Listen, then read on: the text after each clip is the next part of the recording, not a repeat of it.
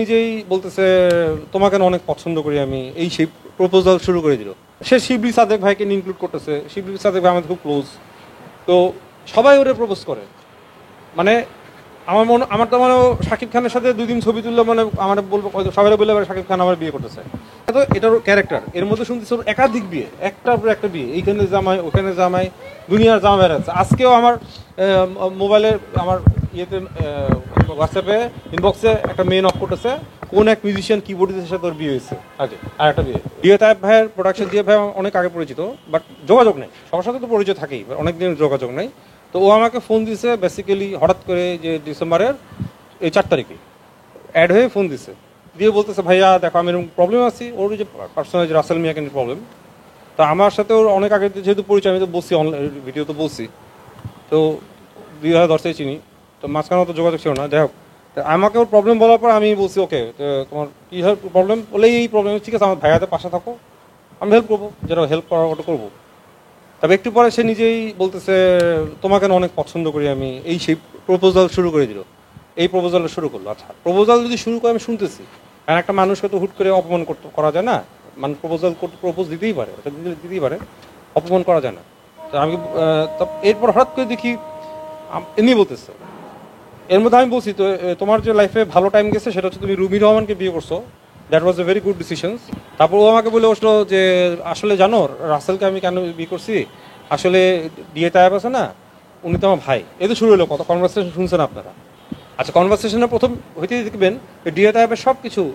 আচ্ছা, ডিএ তায়েব ভাইয়ের প্রোডাকশনের নাম তো আমার জানার কথা না, আমি জানিও না।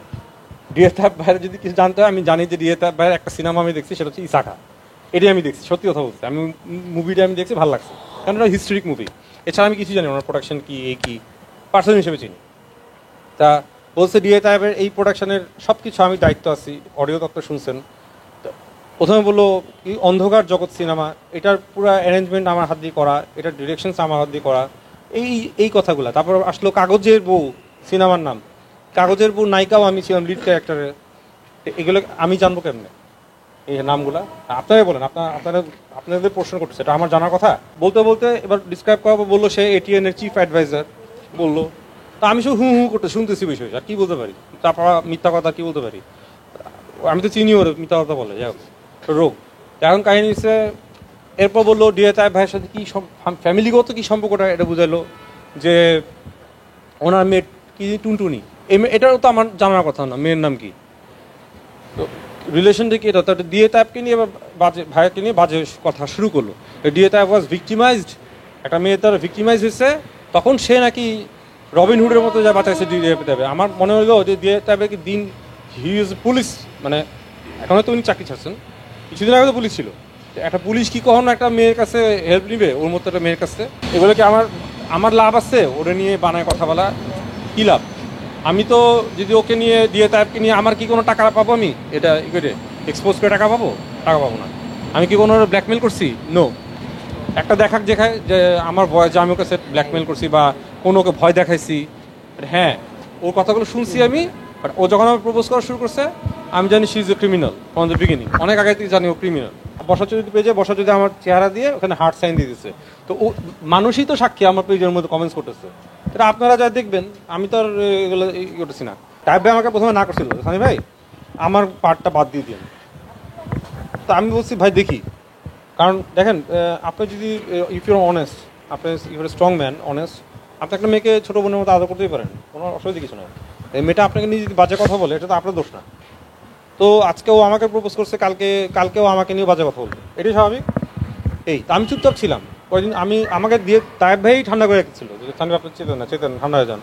আসলে আমি ভিতর দিয়ে আগ্নেয়গিরির মতো ফায়ার দিচ্ছিলাম, কারণ আমি দিনে দিনে দেখতেছি ওই যে ওর হিজাব পরা নিয়ে ফ্যাজলামি করতেছে। হিজাব একটা সেন্টিমেন্ট মানুষের, এটা নিয়ে ফ্যাজলামি করতেছে। যা মন চাইতেছে তা, এর পরিমণির নাম ভাঙাইতেছে, অপু বিশ্বাসের নাম ভাঙাইতেছে, ও সবার নাম ভাঙায়। তো এই জিনিসটা মার্ক করলাম প্রথমে, যে অপু বিশ্বাসের কথায় সে বোরখা পড়ছে, হিজাব পড়ছে, আবার পরিমণির নামে পরিমণি বলাতে সে হিজাব খুলে ফেলেছে। ও কি কোনো ক্লু দেখাতে পারবে? আন্দাজে বলে দিতেছে। আর অবশ্যই জিজ্ঞেস করলে দেখা যাবে যে আসলে পরিমণিরা জানেও নেই সে ব্যাপারটা, এটাই হবে শুনলে যদি জানা হয়। তো আবার কোন রিপোর্টারকে নিউজ করছে, ও নিজেকে পূজাচেরির সাথে পরিমণির সাথে উপবিশ্বাসের সাথে মিলাচ্ছে, যে আমার ওদের কোথায় আমারও ব্যাড নিউজ করে।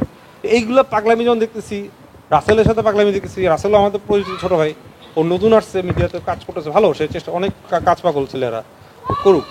তো ওর যখন মিজারেবল কন্ডিশন দেখতেছি, তারপরে এর মধ্যে দেখলাম আকাশ নিবিড় তো সবচেয়ে ঘনিষ্ঠ বন্ধু বলা যায়।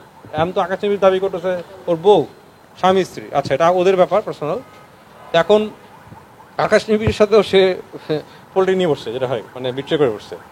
এখন মুন্না খানকে পাইছে, ভালো কথা, এটা ওদের ব্যাপার। কিন্তু আমার না দেখতেছি মেয়েটা অতি মাত্রায় পাঠাচ্ছে। তখন আমার না এই মেয়েটাকে দেখে তো সমাজে আরও 10টা মেয়ে শিখবে, আরও 10টা মেয়ে মোটিভেটেড হয়ে যাবে, যে আরে তাই এই তো আমরা তো যা ইচ্ছে তাই করতে পারি। তো জীবন এটা করতে স্বাভাবিক। এই জন্য আমি তখন এটা এক্সপোজ করতে বাধ্য হয়ে গেলাম।